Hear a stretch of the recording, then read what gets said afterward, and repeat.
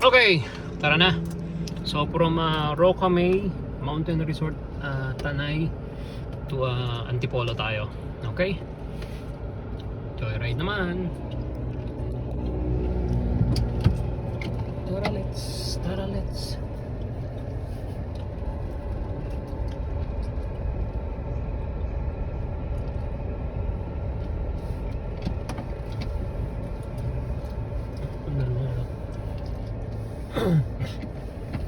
Yung dalawang kolokoy na nagtatawag ng nagtatawag ng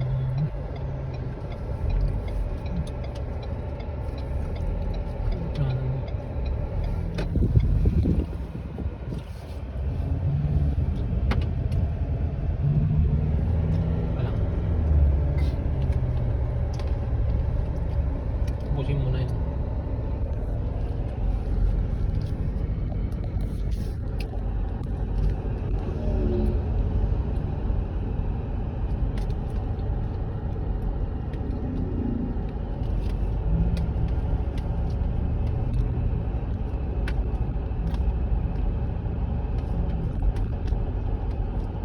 May baong kami kumakain kami.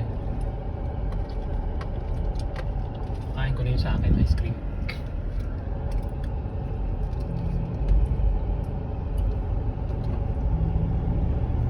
Nako, may jeep pa.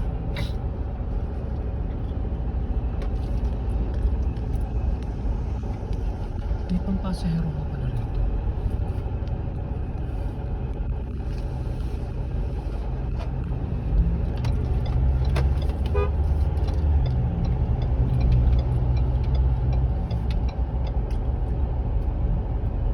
Only rice, only soup. Brad!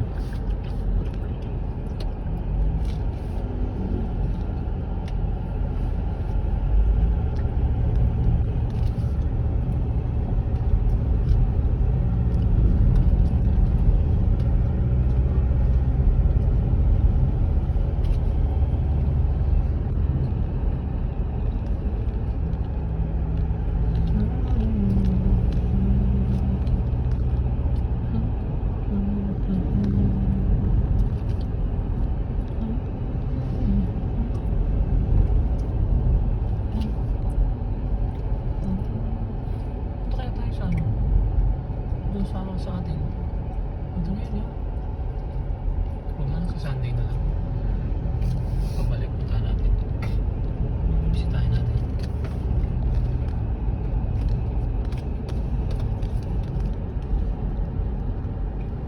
campsite Rainbow Bright. Sabi ng sabi ng bakla doon po sa Rainbow yun doon sa Rainbow sabi ng bakla sa tent ang aga-aga, more or less mga between 6 to 7. Sabi daw, putangin na mo, hindi na kita mahal, bakit mo ako iniwan, hayop ka. Bakla, ibig sabihin iniwanan siya ng kanyang boyfriend, minumura niya, sinisigaw niya doon sa bundok. May mga kasama siyang nakakamping din, hindi naman sila isang family, iba-iba yun, diba? So parang po kinakampihan yung caretaker. Kasi ang ginawa po ng caretaker is, nag-trending yun ang ginawa ng caretaker is nilapitan siya, pinakiusapan na, sir, baka dun siya na-open din na isa dun sa tinawag na sir, bakla nga na, sir, marami po pong natutulog na guest. So ang sabi daw nung bakla is, naglalabas na ako ng sama ng loob, kaya nga nandito kami sa private ganyan. Hello, sana kung magkakasama sila, hindi naman sila magkakasama talaga iba-ibang grupo So actually parang naunang nagmura yung yung bading dun sa caretaker. Hindi naman siya ang sabi kasi ng caretaker, minura kasi siya, pero actually hindi naman minura, parang yung nagmura lang, parang tangin na naman naglalabas ang sama ng loob So ang ginawa ng caretaker, hindi naman siya sapak sampiga. sinampiga yung bading. Siyempre nagalit yung bading. Ganyan. Eh may nakakuha sa kanilang video. So ipinost. Eh siyempre bilang kung service oriented ka, dapat hindi ganun ang gagawin mo. Okay, sige. Nandun na yung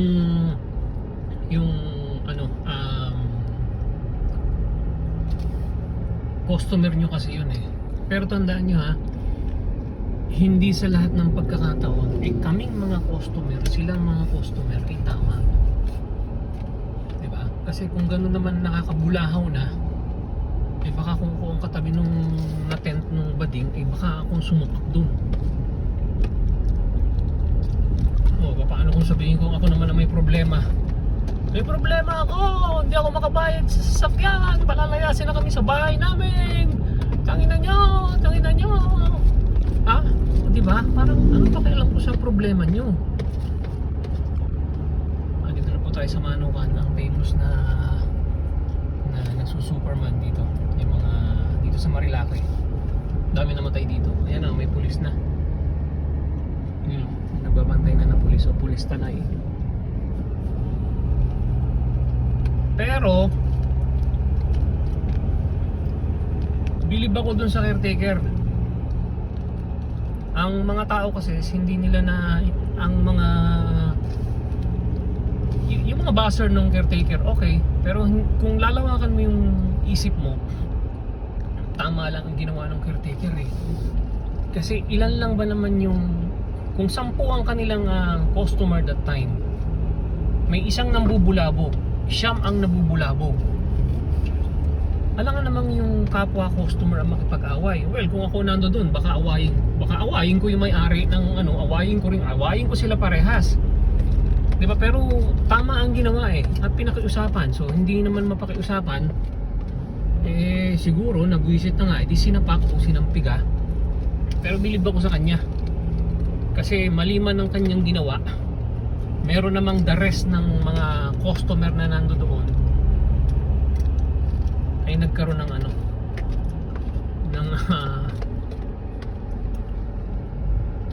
ng masayang ito hindi masaya yun eh. Dan tamsa. So okay, dapat kasi naisip nung bakla, dapat ba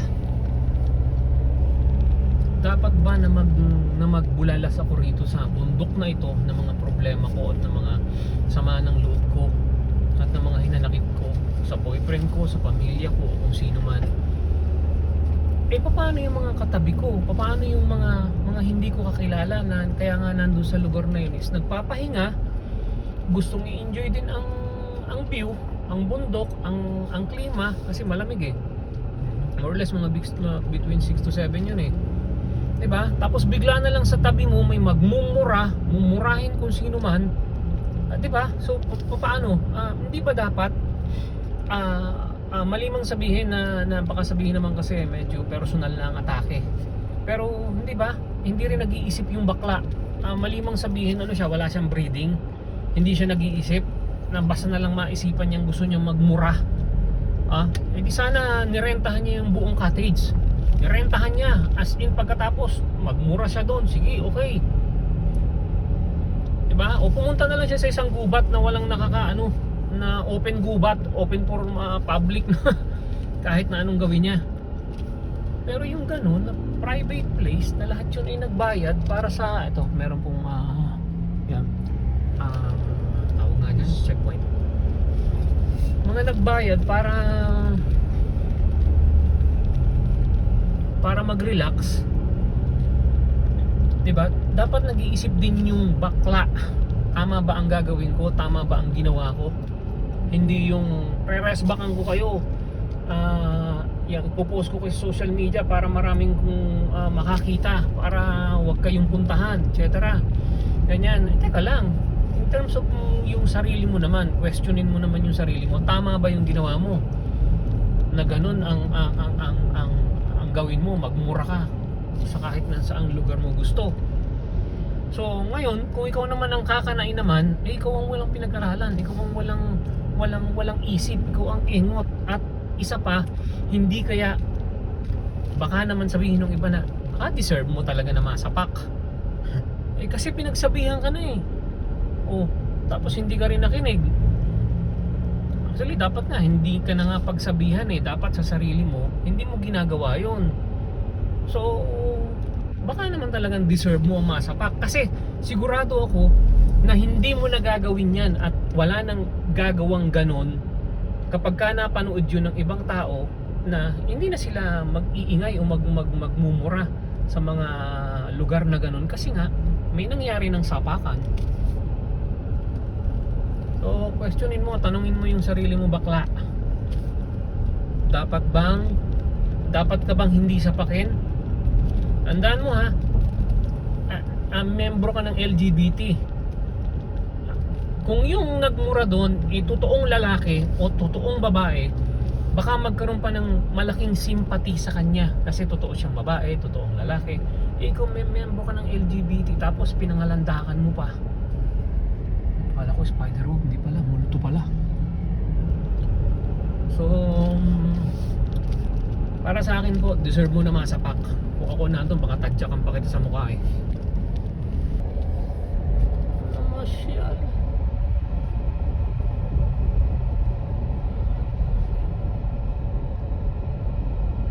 Magkakasama to, kaya ayaw maghiwa-hiwalay. Gusto ng bilisan.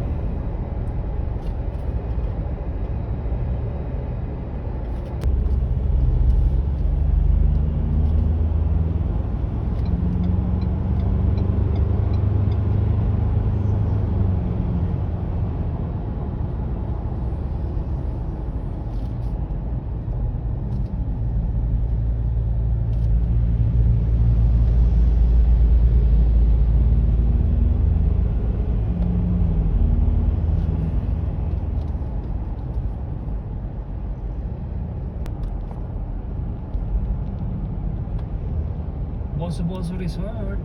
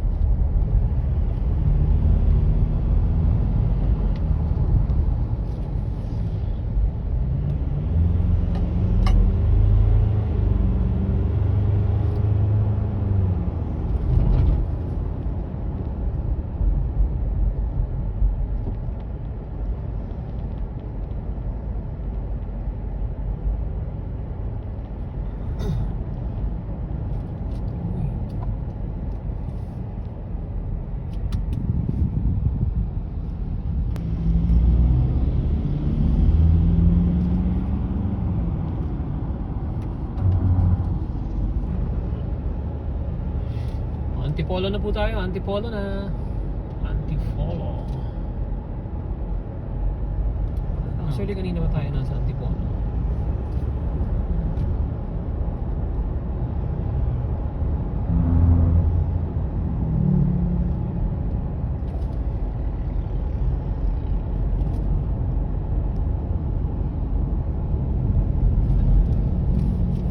Ito yung planta ng RC Cola dito sa Rizal. I love RC. Lemon juice, citrus, RC Cola. Yeah.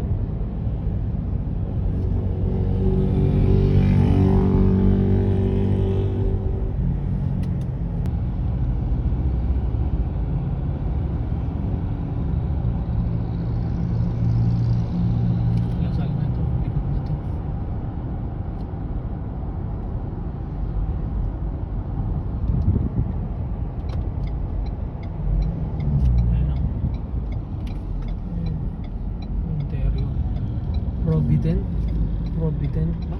Cemetery. Yan ano pangalan ng pangalan ng ano? Providence nga. Ito na. Do not, no trucks allowed. Do not enter.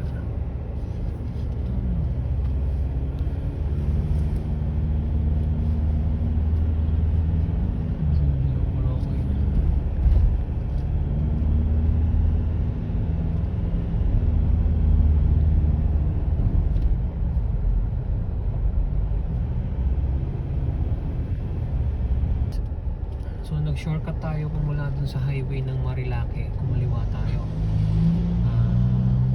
Mag-shortcut lang tayo para hindi tayo dadaan dun sa traffic, dun sa may Masinag area o sa may Kogyo.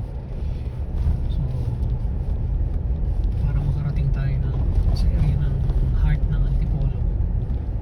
Dito may alam kaming shortcut dito na ganito ang daan. Lulusot lang kami sa dalawang subdivision and then Antipolo proper na. Okay?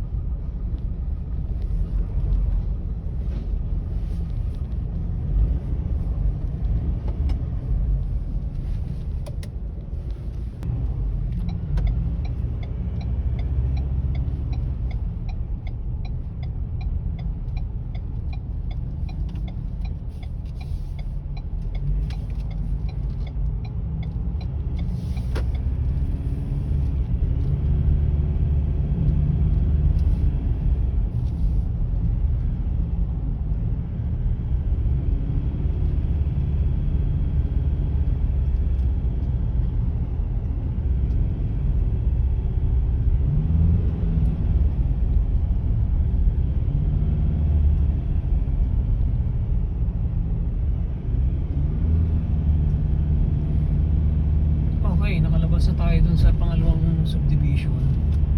So eto na. Eto na.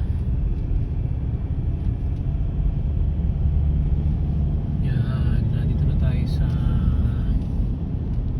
anong pangalan nito? Lawis Extension. Dinerecho mo to, ang labas na nito ay simbahan. Simbahan ng Antipolo Cathedrals. May bangin tayo sa kaliwa.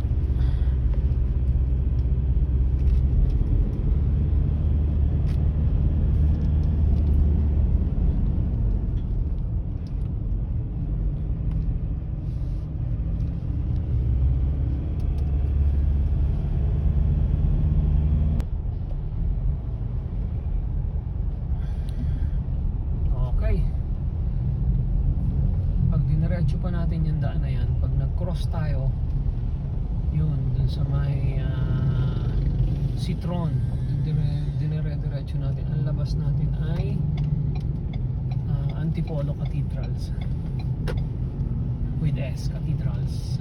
Dami kasi nandun simbahan, tatlo magkakatabi. Pero tayo ay hindi pupunta ron. Tayo ay kakaliwa. Oops! Okay.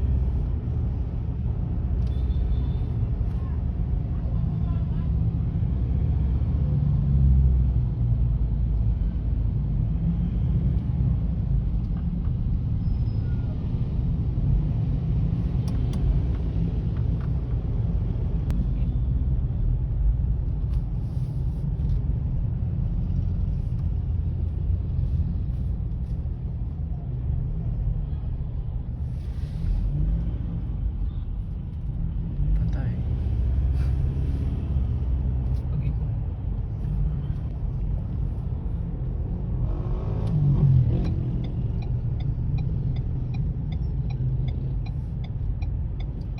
Oops.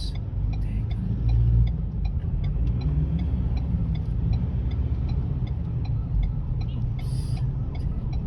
New driver.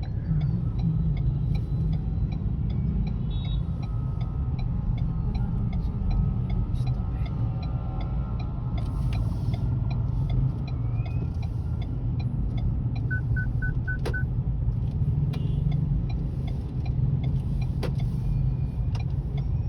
Tanggalin ang puno, tanggalin ang rotonda. Palitan ng traffic light.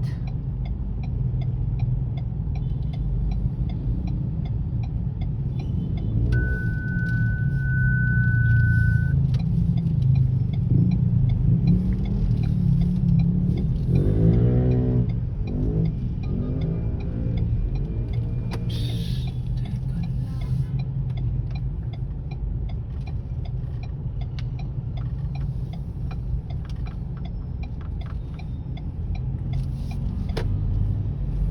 Ulala. Okay, Antipolo na. So from Roca May Tanay to heart of Antipolo. Bye for now.